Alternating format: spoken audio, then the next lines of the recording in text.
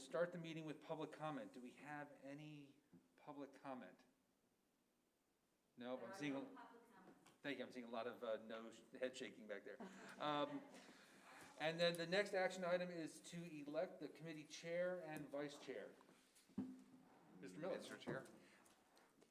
Good morning, everybody. So at PSTA, the committees appoint their own chair and vice chair. And Commissioner Schulman is the chair of the planning committee, and he is completing, they serve for 2-year terms, and so his second year is up, but there are no term limits. If the committee desires, and he desires, he can be renewed as chair, Okay. whatever you would like. I'd like to move for that. Make a motion to elect Mr. Josh Schulman as chair. I'll second that motion. Okay. Are you sure? I'm positive. Okay. Okay. Thank you for asking. All right. Thank you for being volunteers. Yeah, it was worth double checking. You know, we can spend the next 20 minutes double checking. Amen. All right, so for chair, we have a motion and a second. All in favor? Aye. Any opposed? Okay, How about you? Congratulations. thanks. And then we also have a vice chair. The current vice chair is Commissioner Albritton. And I'd like to nominate Commissioner Albritton as the vice chair. See what I get for being late? Yeah, that's it. You could have been chair if you had 2 more minutes. I know. We have a second? I'll second that motion. All right, thank you. We have a motion and a second for Commissioner Albritton to remain as vice chair. All in favor? Aye. Any opposed? None? Fantastic. Our next item is approving the October 2021 minutes. Okay. If there's any additions or comments. Approval of the minutes. Thank you. A motion from Commissioner Flowers, second from Commissioner Albritton. All in favor? Aye. Thank you. The motion passes unanimously, and we're off and running to our first information item, which is on the Sunrunner development study. Cassandra, the floor is yours. Good morning. Good morning. Morning. Morning. Cassandra Borchers, your Chief Development Officer. I'm really excited to bring the update of the Sunrunner Rising Development Study to you. As you remember, this is a federally funded project through the Federal Transit Administration's Transit-Oriented Development Pilot Program. And we were very fortunate to get this grant because of the work that we're doing on the Sunrunner and the infrastructure investment that we're making from downtown St. Petersburg through South Pasadena to the beaches. But this project really is a land use project, and it is about the community building that transit provides the backbone for. And so our partners in this project are the cities themselves. The city of St. Petersburg and the city of South Pasadena have really embraced this project and the exploration of what do the station areas around the Sunrunner look like, and how are they accommodating the growth that is not only what they want, but is transit supportive. And so there's been a really great conversation over the last 18 months or so about how we use this opportunity to create the station areas that are desired by the city and the people who live there. So I have on the call with us today our project managers, Eric Bosman from Kimley Horn and Jared Schneider, also from Kimley Horn. And they have been leading this project for us with our partners, as I mentioned, the cities of St. Petersburg and South Pasadena, but also Forward Pinellas. Because we know the decisions that are made out of this project could have countywide implications, and we want to make sure that the work that's done can be leveraged to other future transit corridors. We have had, over the last 18 months, extensive public engagement. Again, we tried to do it one way, but 2020 told us to do it another way. So we've had a number of online forums, both for the public, neighborhood associations, but also developers, talking to them as well. And I think the last time I was here, we talked about our equity forum, so a focus on diversity, equity, and inclusion, as well as affordable housing at at that forum very specifically. Right where we are right now is we are at the edge of the recommendations for this project to close. We have made presentations to the city of St. Petersburg and to South Pasadena, both very well received. Each city will take the recommendations in their own way. We believe that the city of South Pasadena will be adopting the recommendations, and the city of St. Petersburg will take a look at them and fold them into their 2050 plan. So again, all of their work ends up in one place. And so with that, I will turn it over to Eric and Jared to explain where we are and where we're going. But this is an information item for you today. We will bring it back to you later in the spring once it has been adopted or accepted by the implementing agencies for a final acceptance of the final report. So take it away, Eric. Thanks. Great. Thank you so much, Cassandra. And it's a pleasure to be with you all this morning virtually. We appreciate the opportunity to sort of zoom in here. So if we go to the next slide, we'll talk you just through a little bit of what we want to cover this morning. I want to give you a little bit of an overview and a briefing of the framework of the study, how we conducted it, but also how we dug into each of the station areas to understand the development potential for transit-oriented development within each station area, and how that might vary and be customized as you work throughout the corridor in these multiple municipalities. Then Jared's going to also jump and walk through some of the implementation steps and items that we're thinking about from a policy standpoint, from an infrastructure standpoint, and from a funding and partnership standpoint. And then we'll talk briefly about next steps. So when we look at the Sunrunner Corridor itself on the next slide, you all know this really well, but the Sunrunner goes from downtown St. Pete up to First Avenue North, westbound, out to the city of South Pasadena to Pasadena Avenue, and then to St. Pete Beach, and then returns eastbound again along Pasadena Avenue, and then First Avenue South. We recognize, though, that as we go through this corridor that there's such a varied development environment, from the intensity and density of downtown St. Pete to the activity that's taking place in the Grand Central area, and then to neighborhood and commercial areas of varying densities and market standpoints as we go to the western part of the corridor. So as we talk through this development study, we'll talk a little bit about how that variability and trying to understand the unique market environment within each station area really helped guide this effort and the study. But first, the next slide really shows an overview of the process and how the engagement effort has also played a big role in this study. In the green boxes, that's really our pretty standard planning process as we looked at existing conditions, at best practices, particularly in Sunbelt cities across the United States that are investing in high-capacity transit and the types of development that we're seeing in companion to those transit investments. Then we dove last winter and spring into the redevelopment opportunities and the vision within each station area, and out of that have started to craft and customize framework plans for each transit station area, now informing our implementation items. And as Cassandra said, I want to highlight what's exciting in particular about the redevelopment vision and the station framework plans is while those are absolutely customized for the Sunrunner Corridor, they really create a bit of a framework that could lay the foundation and a precedent for other high-capacity transit corridors as you move forward in Pinellas County. Now, as Cassandra mentioned, throughout this process, we've had a significant amount of public engagement. And while that public engagement has been largely virtual because of the public health circumstances we've been facing, it's really given us an opportunity to dig a little deeper in some areas. In addition to sort of the grass tops, the organizations, the advocacy organizations that we met with early in the process with those listening sessions, we've also engaged developers both early and later in the process to make sure that the recommendations we're making are market-based and that the development community is prepared to react to. We held a series of corridor-wide community work sessions, and what we really found through that is that we needed to dig a little deeper and hold a series of community work sessions based on each set of stations. And so we did that during the summer and the fall, and then again returned to our development community this past fall and winter, again to make sure that we're we're sort of honing our recommendations to meet the market.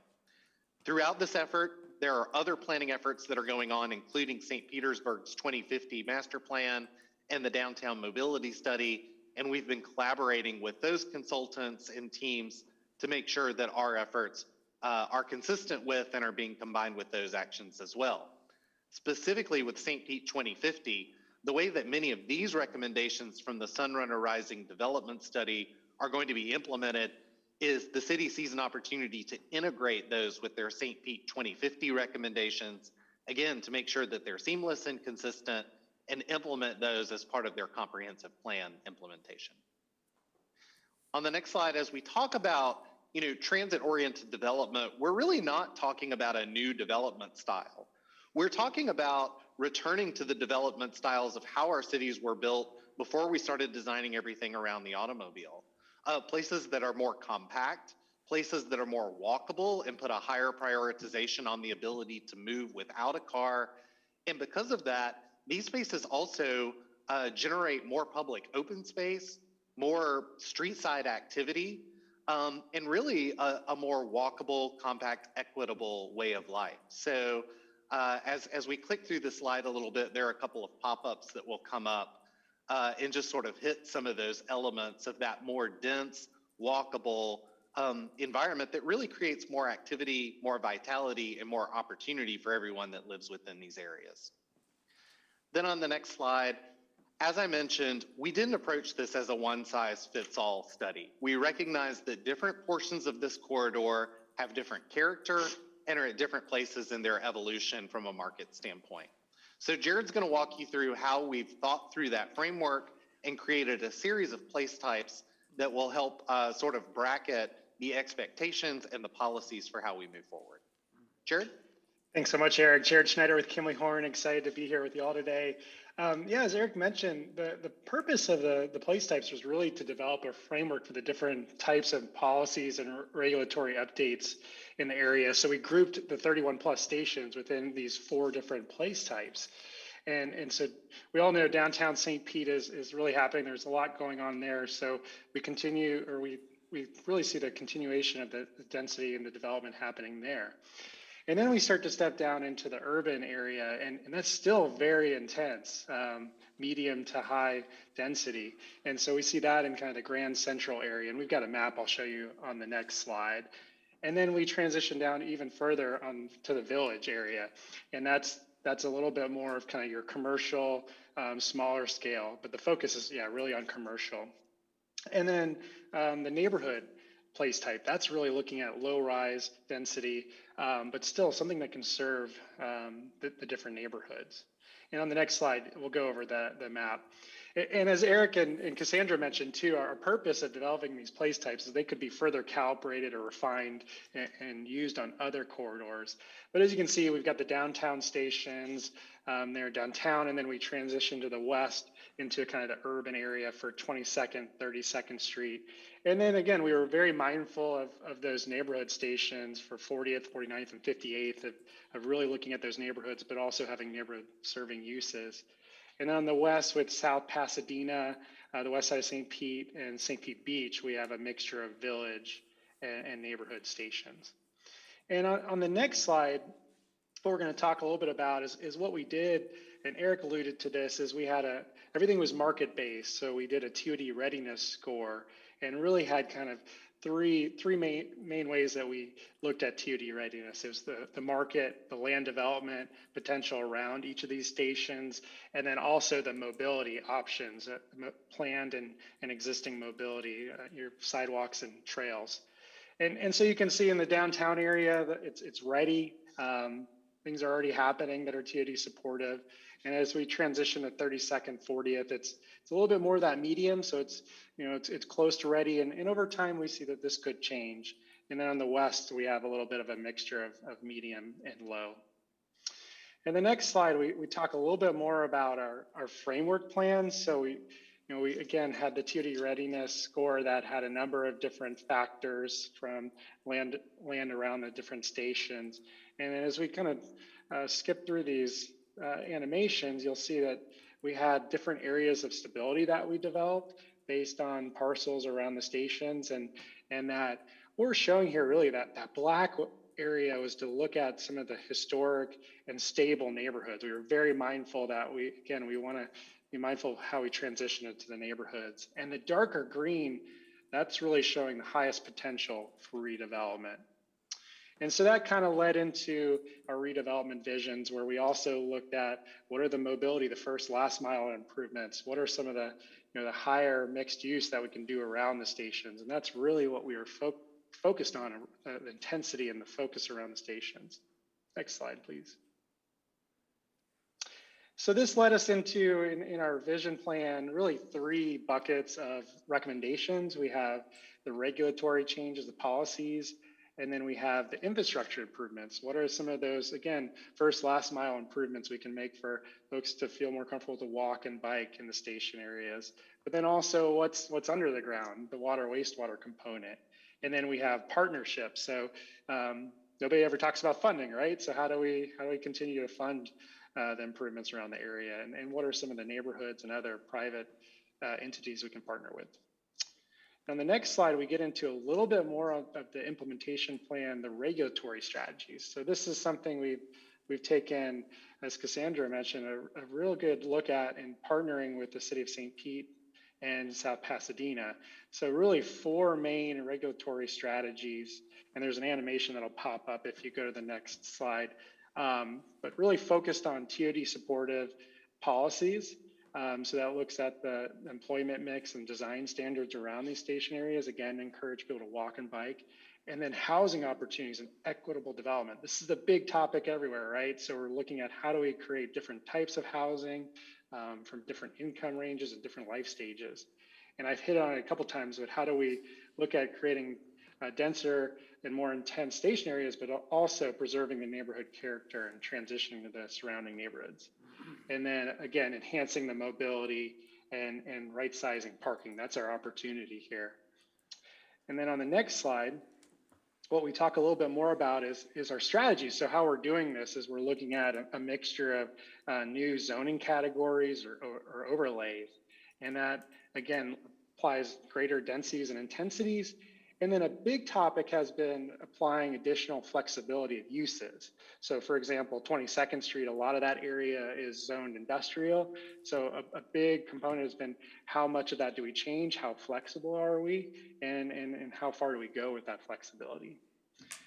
With the densities and intensity increases of additional units, we have on the bottom of the slide really talking about bonuses. So we're not giving density away.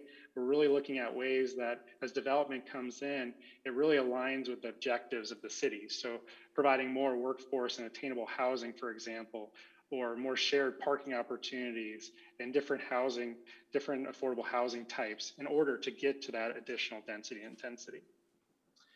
So on the next slide, we talk about really the framework, and Cassandra teed this up. We're looking at the framework countywide. How do we fit into Fort Pinellas and what the county does for their countywide rules? So just really talking about looking at major centers and creating neighborhood centers for these station areas to better align with the countywide activity center. On the next slide, talk a little bit more about the infrastructure piece. I've talked a lot about regulatory, but again, how do we get people to and from the stations and feeling more comfortable walking, biking? So that's something that we're laying out in our station area plans improvements. And in our public involvement piece, we've really heard a lot about lighting improvements. So that's something that we're looking at. And then obviously from the water capacity, do we have enough capacity under the ground if we encourage denser and more intense development? So that's something that we're also looking at. And then as we move on the next slide, I'm going to have Eric talk a little bit more about the funding strategies that we're looking at. Okay, thanks, Jared. So yeah, in addition to the regulatory and the infrastructure recommendations, the third sort of bucket of strategies is around funding. As Jared sort of mentioned and highlighted, the development is going to follow this transit investment. When we provide this level of investment and this opportunity for mobility and connectivity, investment and development are going to follow. But the market on its own doesn't always provide all of the public goods and amenities that need to come along with that development, particularly when it's based on a significant public investment to begin with. So one of the things we've been studying across the country and taking a look at is how do you and your municipalities capture some of that value that's been created in order to make sure that these public goods and services, the open space, the attainable housing, and the additional infrastructure investments that need to be made, as well as opportunities to maintain and operate the transit system, how do we fund those out of some of the value that's being created by this investment? So we understand that there's going to be some market reaction to that. There may need to be some enabling legislation, but we do see some opportunities and some case studies from around the country where this has been successful and where there are opportunities to capture that value and reinvest it into the community and into the system. So the next slide looks at some of those mechanisms, whether they're a special service district or a tax increment financing district, whether you do that through some of these other mechanisms. What we really see as the best potential based on the case studies that we've looked at is sort of this, is something like a tax increment financing district that is able to create an additional increment based on the increased value that is created within these transit stations, and then reinvest that money into the system, into the public goods and services, and into other infrastructure investments, including sidewalks and bicycle lanes and other ways to allow folks to be able to get to and from these transit stations more easily, which provide them opportunity to get to more education, entertainment, and economic opportunity through the system and the mobility that it creates. So we're doing some additional study, both on the level of development that will be anticipated within each of these station areas, but also the value that that provides and how something like an increment financing special service district could create a revenue stream that helps pay for some of these public goods and services. So last slide, in terms of next steps. What we're doing is we are continuing to hone the recommendations and the plans for each of the individual station areas. Jared showed you a glimpse of those today, and you see some of the renderings like the one in the lower right-hand corner for where those are headed. We're continuing to work on sort of this value capture analysis and recommendation, and we're continuing to look at the individual infrastructure improvements in each station area in order to lay those out and to create sort of an estimate of future funding that may be necessary to reach the eventual vision as each of these stations grow. And as Cassandra mentioned, as we start to bring the document forward and the strategies, we're going to go to the individual cities first and ask for their acceptance of the document. Then we'll go to Forward Pinellas, and then ultimately back to PSTA for final approval and adoption of the plan. You've sort of heard us mention it as we've gone through this presentation, but there really have been three things that have guided this effort as we've continued to think about the types of development that will be catalyzed by your investment in the Sunrunner. The first is we've tried to make sure that all of our recommendations are market-based, that we've understood where each individual station area is today, and how do we make sure that we're creating a plan that is very implementable and is going to create the level of vitality and activity around each one of these stations. Our second philosophy has really been to think big and think 20 years, 30 years in the future of what this corridor and what the county is going to be, but also create some tools that will help the cities start small. We think it's really important that the first developments and investments out of the gate are in very close proximity to the station areas. One of the dangers here that Jared sort of alluded to is if you open this box too big, too wide to begin with, you'll get the investment, but the investment may not end up directly adjacent to the station area and create the level of momentum that you really want to see that's going to maximize the value and the use of the Sunrunner. So as we're creating these station area plans and working very closely with the cities, we're trying to start very small in terms of proximity to the station and then create a flexible framework that will allow the cities to be able to open up the box a little bit more as the investment builds off of the station area proper. What we don't want to happen is for all the investment to happen within the middle between the stations, and we don't create that vitality and walkability that's going to help this become the great system and the great corridor that it can be. And then the third principle that has really guided this effort has been keeping a keen focus on how we make sure that this is a corridor for everyone, that the development that follows isn't just one price point or caters to one demographic within the county, but that we're embedding strategies to make sure that we maintain and create attainable housing, that we create opportunities for these communities that are already there to stay in place and be part of this vision, not displaced by this vision, and that we truly create a corridor that through your investment in transit is accessible to all parts of Pinellas County and provides them that opportunity to reach education, entertainment, and economic opportunity through the investment that you're making in public transit. So with that, we'll pause today. Again, as Cassandra said, this is an informational item for today. We wanted you to see where the study was headed and the types of recommendations before we bring it back to you for adoption and try to absorb it at one time. So we'd love to hear your input and any questions that you may have. All right, thank you. Are there any questions? Commissioner Flowers? Oh, you just turned off your mic. Oh, sorry. Thank you, Mr. Chair. Today in Tallahassee, one of the Senate bills that's moving forward, I think is SB 620, deals with any policies, permitting processes, or any changes that may affect businesses in any way. So that would include, you know, some of the information that was provided here today when we're looking at the corridors. Those entities will be able to sue either the municipality or the entity that has infringed on their business and caused them financial harm. Yeah. So I just want us to be cognizant of that, however this legislation moves through. But when we're looking at providing support and extending our transportation services in certain communities, it may cause for an ingress and egress concern or issue.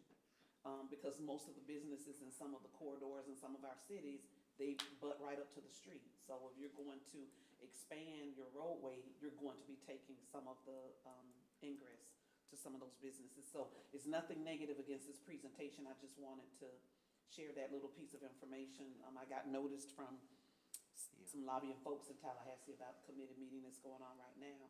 I am hopeful it doesn't go through because that really puts an additional burden on us when we're talking about providing a much needed service to our communities and doing a really good job about it. But I'm thinking firsthand off of even the Sunrunner going down First Avenue South. And I'm thinking about some of those businesses right after 28th Street, how close their front doors are to First Avenue South, where the Sunrunner piece kind of comes in and will make it Central Way. So just want you all to just kind of keep that in the back of your mind. What's the bill number on that again? 620. SB 620. I saw that. I believe it's SB 620. Does it have a House bill attached to it? I'll look it up. Let me check on that. I will certainly check on that. I think it does because it's really something from leadership up there that they're pushing. So I'm sure it does. It'll have. Yes, it's SB 620. But in this, I'm not seeing a House companion number. I'm not seeing a House companion number on it. I'm sorry. That's it. All right, thank you. Commissioner Fix-Sanders, did you have? I I saw did. your light blinking over there. Thank you. I have a question and I also have a statement. On the funding strategies, and first of all, good morning, everyone, and those who I have not had the opportunity to speak with this morning.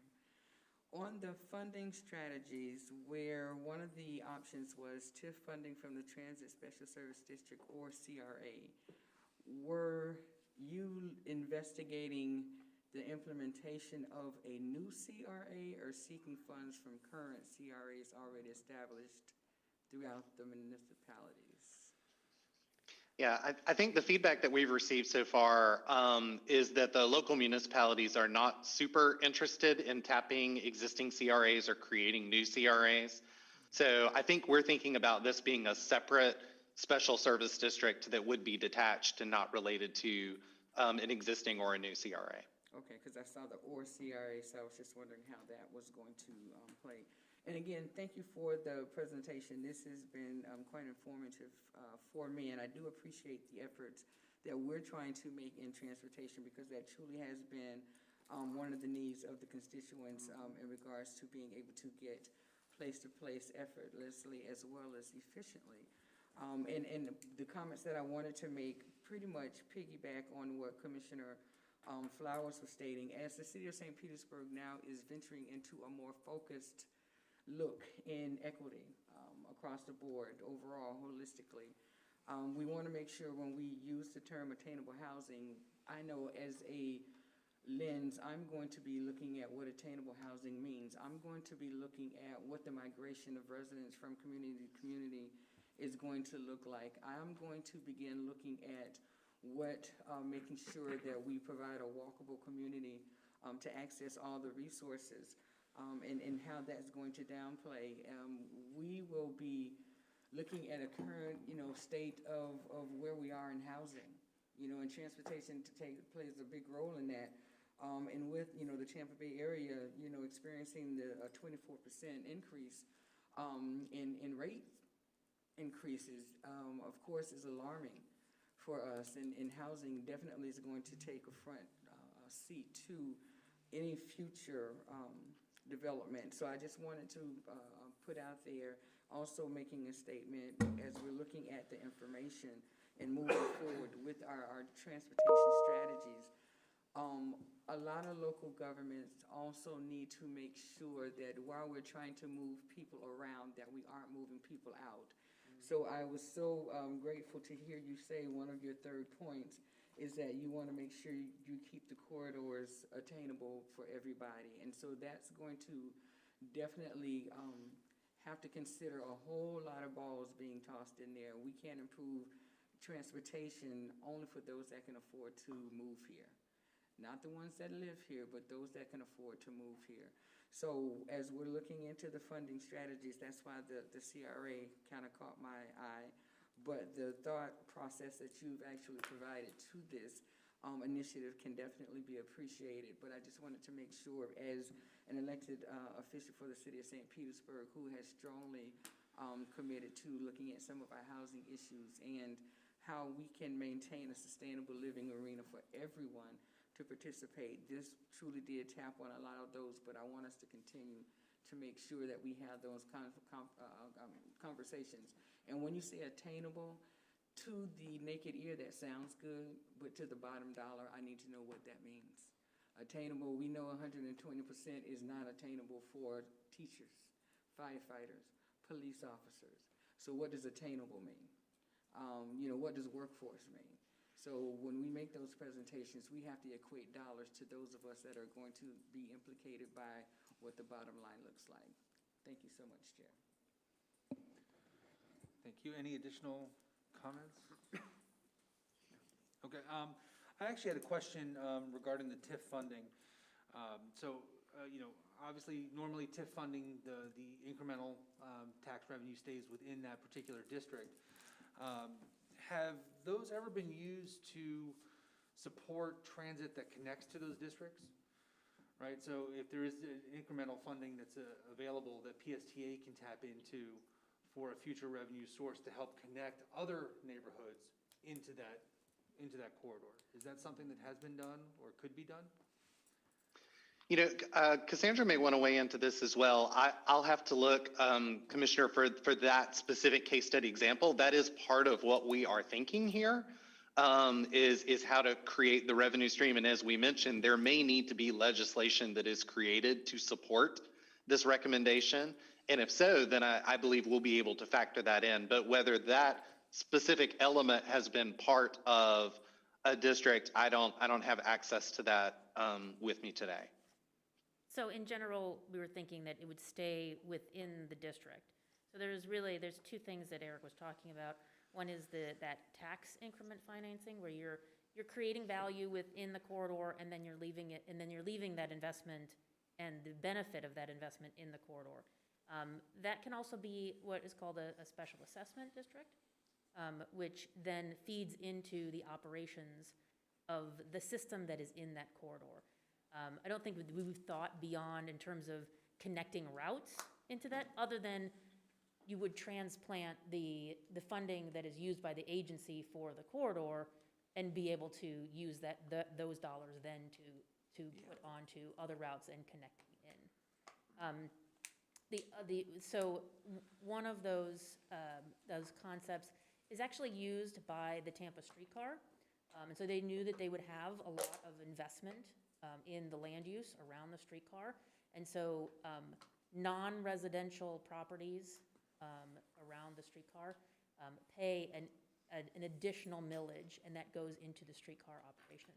That is something that Whit Blanton at Forward Pinellas has been very interested in looking at, a way to say a public investment in transportation is now supported by the investment that it's creating, right? And he wants to look at that policy as a county-wide policy, and so that discussion is also happening at Forward Pinellas. Thank you for that. It seems to me that while I understand that, additional revenue within the corridor would allow us to use those resources outside the corridor, while that mathematically works, there's a difference between having a policy statement where that has to be the case, right? So it allows us to encourage the ancillary development that then feeds the corridor, which, can help us tap into pockets where affordable housing is easier to attain, and still connecting them to that main corridor as part of our policy. So it might be thinking a little bit too far out of the box, or in this case, out of the corridor. But it was an interesting thought that I wanted to see if that might be something we can work into the process. Certainly the evolution of this corridor onto the next corridor is something that we're also working with Forward Pinellas and the county on. So I know that the county has a big discussion about attainable housing, and specifically putting that in those corridors where we can put transit investments. So putting those two investments together and those two interests together are critical for us moving beyond just the Sunrunner. Excellent, thank you. Any additional comments? Nope. Cassandra, thank you. Our partners from Kimley Horn, thank you as well. Cassandra, I guess you're not going anywhere. We'll keep you up there for the spring break service plan. Great, thank you. I'll switch my hat. Thank you very much again for allowing me to tell you about our spring break service plan. This is a partnership between us and the city of Clearwater that we began in 2017. We had a great season in 2018, even better in 2019, and we had it all ready to go in 2020, and we stopped. So we did get that started, and it did seem like it was going to go very, very well, but because of the closure of the beach, we decided to close that partnership in 2020. And in 2021, we did not pursue the partnership because we didn't know where things were going to go. But now, as we're entering into 2022, we saw a very large visitation in 2021, and the projections for visitation in 2022 are astronomical. And so we knew that we needed to, again, open up this dialogue with the city of Clearwater and look at providing this free park and ride from downtown Clearwater to the beach. Again, the purpose of this is to give people the opportunity to get to the beach, to enjoy the beach, but not create additional traffic. This was presented to the City Council at their workshop yesterday, was it Tuesday? And will be approved, presumably, at their meeting on Thursday night. So Commissioner Albritton was there at the meeting. I think it went very, very well. We're very excited to have this partnership once again. As I mentioned, people will be able to park at the old City Hall during Monday through Friday, and then on weekends, we have talked to the county about opening the parking garage at Osceola and Court, and so they will allow parking there as well for the weekends. We'll have additional service during the week of one trolley, and then on the weekends, we'll have 2 additional trolleys as part of the regular service, and then we have the 5 busiest weekends for the spring break season, which are the 2 weekends that buffer the local school holidays, And then the 3 weekends of Sugar Sand Festival, we will have additional trolleys, again, out there to support that event. So unless Commissioner Albritton has something to add, that is an information item for you. The cost share between us and the city is 50-50, so it's a total cost for the service of $176,000, and we'll be splitting that in half equally so that people can continue to ride free. All right, thank you, Commissioner Albritton. Yeah, it's just been real successful in the past. I'm glad we're doing it again. It really does help take traffic, you know, off of the causeway into the beach, and I think we had a good, in the past, we've had good turnout, so, thank you. Cassandra, quick question. Do we have a sense as to, from a ridership perspective, how many are locals versus people from outside of the county? So we did do surveys in 2019. I can't remember those off the top of my head, but I can certainly get you those graphs. I just looked at them yesterday, too. But it was a considerable amount of people from Florida or from the Tampa Bay area. Okay. And my hope is that if it's, you know, those folks that are from the area, that we're also using that as an opportunity to market the other routes, flamingo fairs, you know, we have a captive audience on the bus there that are clearly okay with using transit, but we need to make sure that, you know, we're developing that habit further, so when it's not spring break, they're still using it. We had some great comments from our last survey about how much people enjoyed it and how they would come back and use the trolley system again. So, but I can get you those numbers of Thank you. who's local.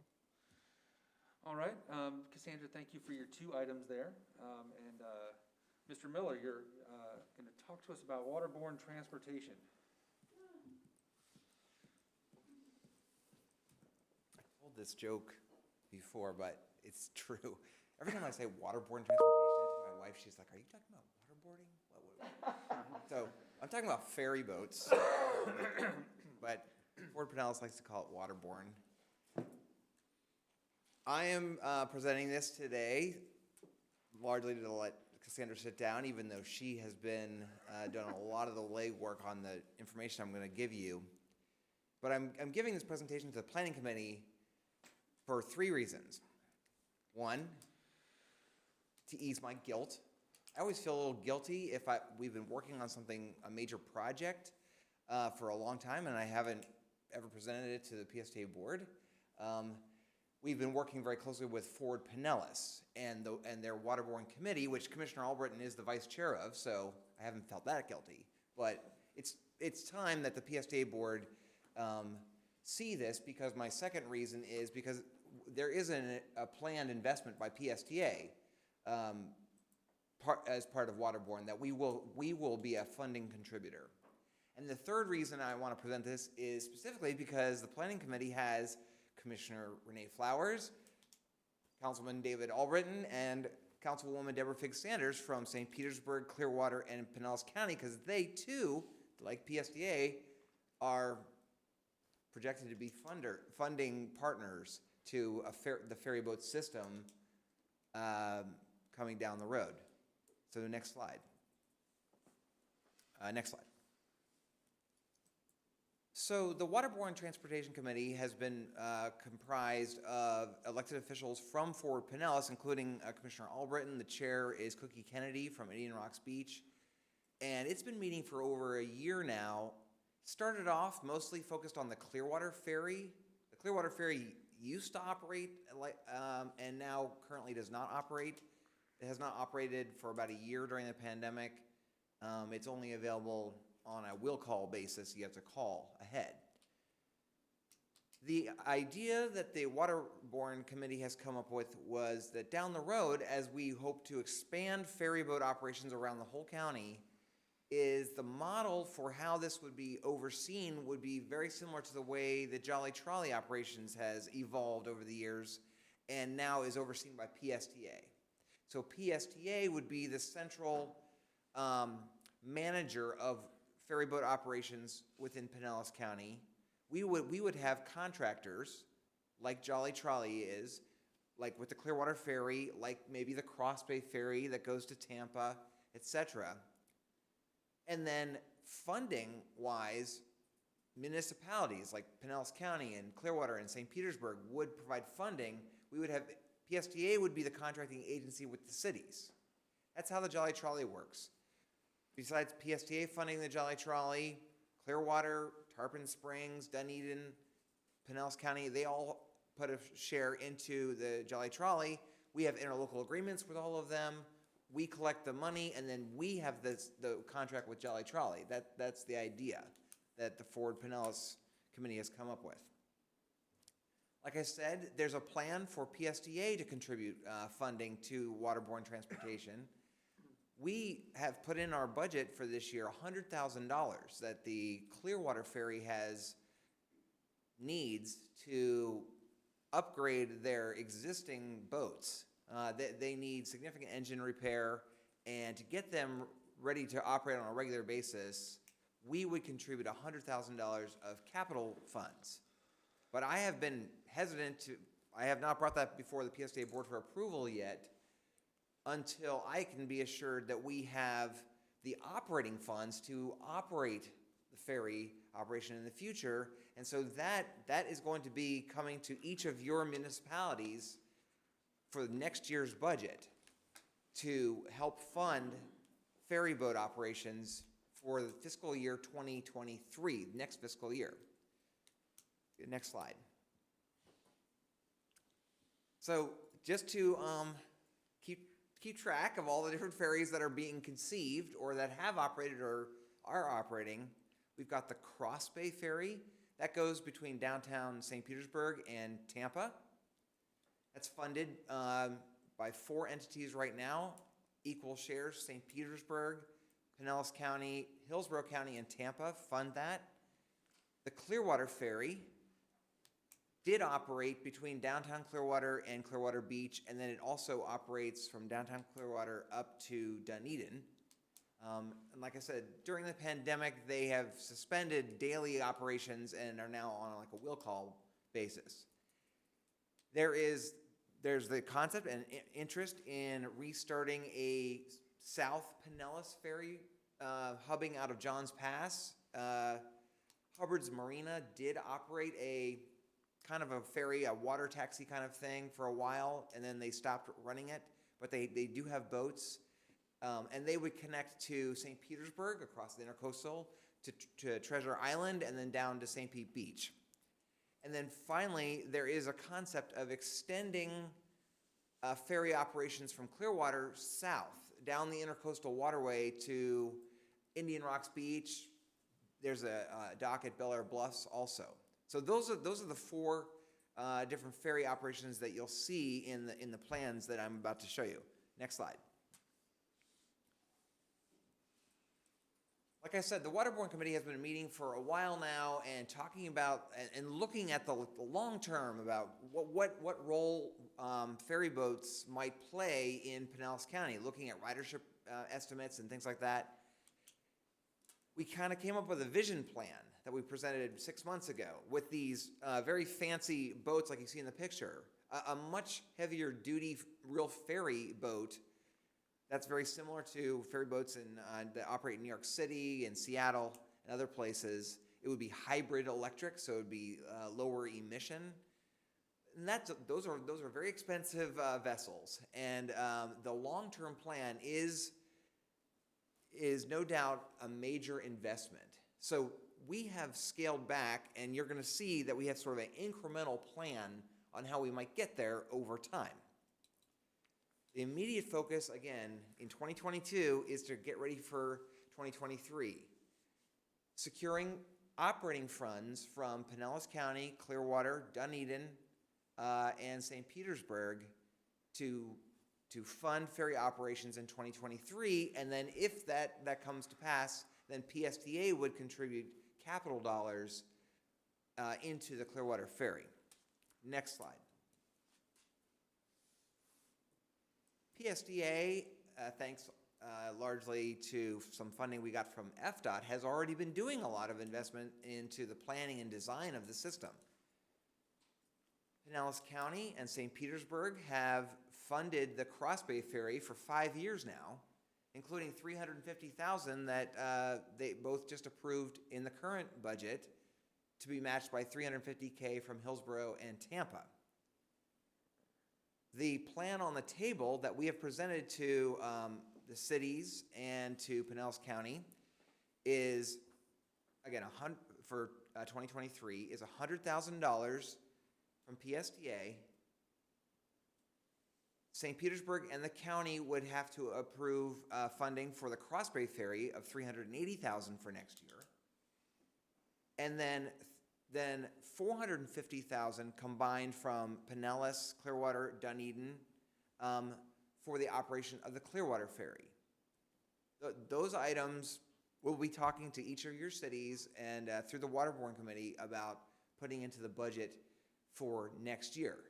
Now, we've had a number of conversations with Barry Burton, the county executive, about this program. As I know Commissioner Flowers knows, last fall, the county had a lot of discussions about whether they were going to continue funding the Cross Bay Ferry to Tampa, ultimately agreed on to fund it on a one-year basis, but came to Ford Pinellas, Whit Blanton, and myself and said that he really wanted to present to the county commission a comprehensive view of ferry boat operations across the whole county, not just the one from St. Petersburg, but also the Clearwater or any other ones that exist, to put a whole plan together. So that's why we're sort of working together with Ford Pinellas, and you see the Cross Bay Ferry service, but then also the Clearwater Ferry service and its expansion. Next slide. Like I said, we've kind of got a 4-step plan that we'll start working on. What we're calling the restart plan is the plan for just next year. And then moving from there to add more frequency, add that service down in Madeira Beach, and then incrementally up from there. Next slide. Probably, I won't go into all the details of all the numbers and everything on this, but again, for fiscal year 23, the goal would be that we would like to restart the Clearwater Ferry service as a regular transit service, and also to Dunedin. Keep the Cross Bay Ferry going between Tampa and St. Petersburg on a limited basis. At the bottom of my slide is a listing of all the different funding partners that would be required to, again, have interlocal agreements with PSTA to provide funding for those services. Pinellas County, St. Petersburg, Clearwater, and Dunedin. I put TDC because that's always been asked at the Waterborne committees about tourist development dollars. Could they help support this? I put a big question mark by that because the county attorneys that support the Tourist Development Council don't believe really believe it would be very difficult to support operating dollars for the ferries. Capital dollars is more of a possibility, but that would have to be approved by the Tourist Development Council as well. Next slide. From there, the next step is a little bit of expansion and some expanded service. In addition, new boats would be procured using federal grant dollars that we are optimistic we can get from PSTA. We would apply for federal grant dollars to get capital dollars to buy new boats, but similar looking boats to the ones that are operating today, catamaran style ferry vessels. Again, it would be the Cross Bay Ferry to Tampa, the Clearwater Ferry, a new Madeira Beach ferry, and then perhaps even if Indian Rocks Beach and Bel Air Bluffs and these other small cities want to support it, an intercoastal ferry. You look in the bottom right-hand corner of the slide, and all those different funding partners is going to be very complicated, very challenging for this to continue to be sustainable, with each of those city councils having lots of opinions about the ferry and the support for this. What Barry Burton and I and Witt have discussed is that probably even anywhere beyond this, we're going to need to identify a separate funding, some kind of separate funding source for this to keep going, rather than all these different interlocal agreements to be negotiated every single year. We had a really good discussion with the county executive, and I think the Commissioner Flowers can speak of it. She was there yesterday. The county had a strategic planning workshop. What he asked for PSTA and Ford Pinellas to provide to the county for consideration this coming budget season are some investment packages. Investment packages, we're putting together 3 of them, amounting to about $15 million apiece, that would be options for the county commission to help support. One of the investment package would be for ferries, for ferry operations. That could get us, all of us, all the way to this phase 2 level, we believe, maybe even to phase 3. Our number 1 package, $15 million, is going to be for the Clearwater Transit Center that we're going to present to Pinellas County. But then the second priority would be for this the ferry operations, and then a third one is sort of one that Ford Pinellas, what Blanton supports, is the planning and design of the next BRT line up US 19, our next highest ridership corridor from the South Pinellas all the way to North Pinellas. Wow. Would be the next targeted corridor. A corridor investment is essentially what that would be. I'm not that optimistic that all 3 of them could get funded in 1 year, but hopefully we'll have those to the county, and then the county commission can take a look at those in the coming months. Next slide. Beyond that, we want to increase the frequency of these services. Right now, none of them operate 7 days a week. None of them operate really on a frequency that commuters or workers could really take them on a reliable basis. So getting to that level, which would require buying more boats for all the services to increase the frequency, is shown on this slide. And then go to the final slide. The long-term plan would be for these more heavy-duty vessels, hybrid electric, and year-round operations. Year-round operations, 7-day-a-week services. It would really be part of the transportation network of Pinellas County.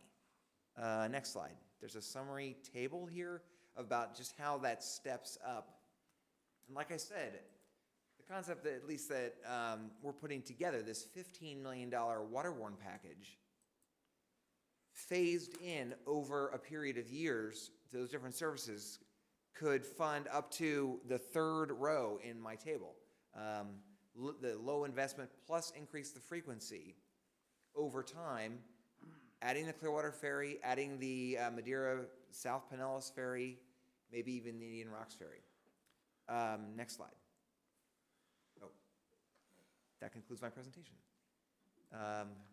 Thank you for hearing this. My goal was just to kind of get this in front of you so that you can give me comments, and then also hopefully ultimately come around to support waterborne services in our community. Thank you, Mr. Miller. Commissioner Flowers, you could push your the button there. Thank you, Mr. Chair.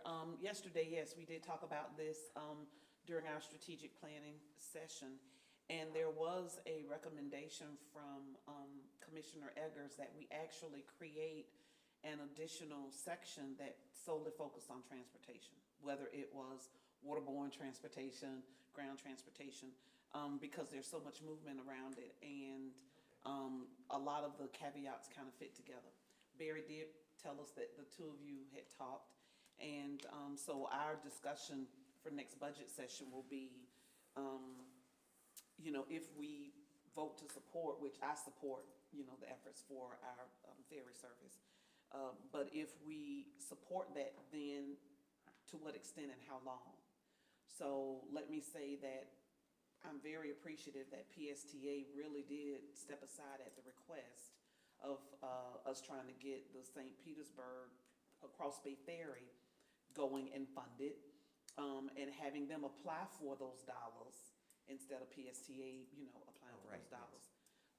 So we are very grateful for that because we did not want two competing entities from the same Exactly. community, going for those dollars. So PSTA really stepped aside on that. However, I think all of us commented around the table that PSTA really should be leading that transportation piece, not like individual cities or whatever. We should all be coming together, but really PSTA should be the lead on that. So I am hopeful that we have that information coming back to us, because I specifically asked for staff to dive a little bit deeper than what we were talking about on yesterday, so that we have that long-range plan and not just looking at 2 years or 3 years, but looking at 10 to 20 years out, so that whatever we do, it can be solidified, no matter what commissioner may be sitting in that seat, in our seats. So that will be coming back to us for a future date. But I am hopeful that we move forward on this, because Waterborne Transportation does take cars off the road. The transportation service we're talking about moving up the coastal, I think you'll have an increased ridership because of its ability to kind of pull in the port, take off, and you have so many different cities that just connect along the way, and it won't take as long to get to those different cities along the way.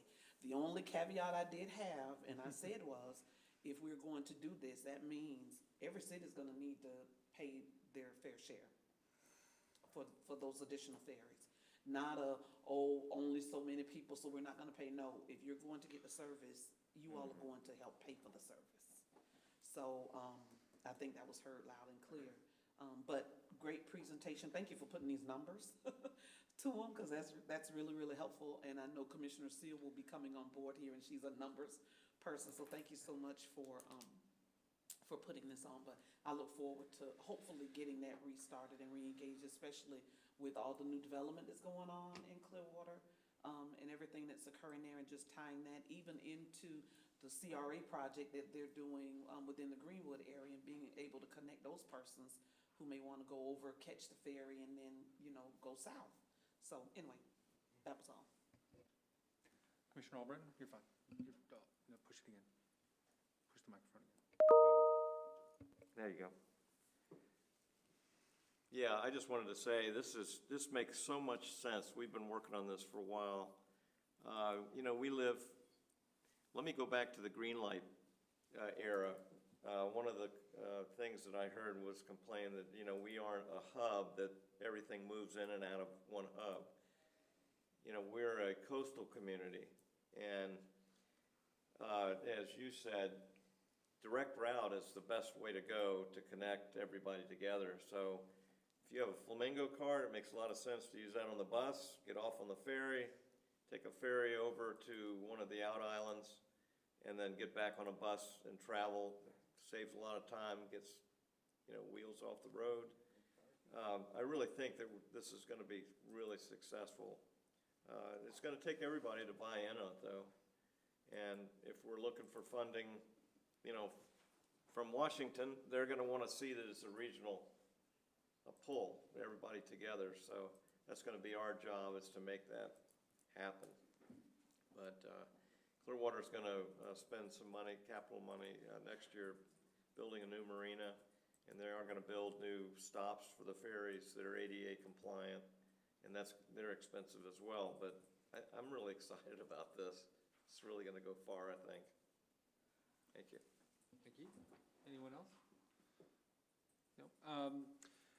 I just wanted to reiterate, I appreciate Commissioner Flowers bringing it up. One of the notes that I wrote down is I noticed several stops are proposed at non-PSTA member municipalities along the route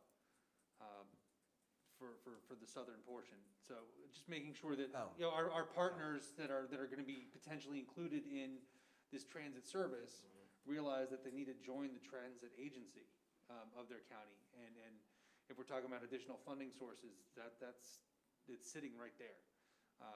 And so this hopefully might be the catalyst that gets them to get on board with the rest of the county.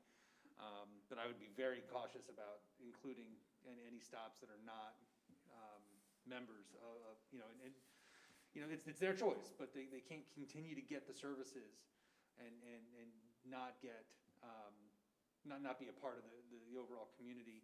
And even if they pay for those incremental services, this is a big investment.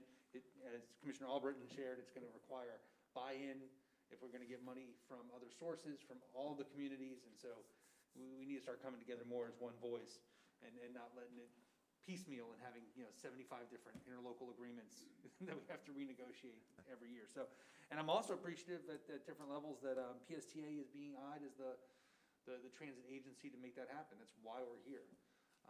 And I think it's a very natural progression to go from the bus people to the transit people. And I hope the same thing occurs when we're looking at, aerial gondolas and other services that work to move people around the community. So I appreciate that, and I thought it was a great presentation. I'm also glad that as we look down the road, the ships that we're looking at are using more of the hybrid electric technology and starting, and I felt with the initial plan with going, like I saw it said, diesel is what we were gonna go with initially, but I realized that's what's there. And that's a stepping stone to get to the next piece, not where we're going, but diesel's kind of counter to what our agency has been, trying to move our community towards. So I'm glad that it was there in the longer term plan if we can ever get there. So thank you. Any additional comments? Nope. Fantastic. Is there any other business for the committee? No? All right. Well, Happy New Year. Thanks. I haven't seen you all since last year, so glad we got to get together again. And we will adjourn and be at our next meeting February 18th at 10:30. Thank you. That's a Friday. That's a Friday, yeah. It's a Friday. It's Friday. It's Friday, not All right. Wednesday. I was just, whatever the 18th was, that's when we show up. Okay. Thank you. Oh. I'm kidding. It's a Friday? It's a Friday. I don't know. My calendar tells me where to Who's go. gonna talk? I open up my calendar. Actually, the car Commissioner knows tells me Gerard where to go. and Commissioner Gao.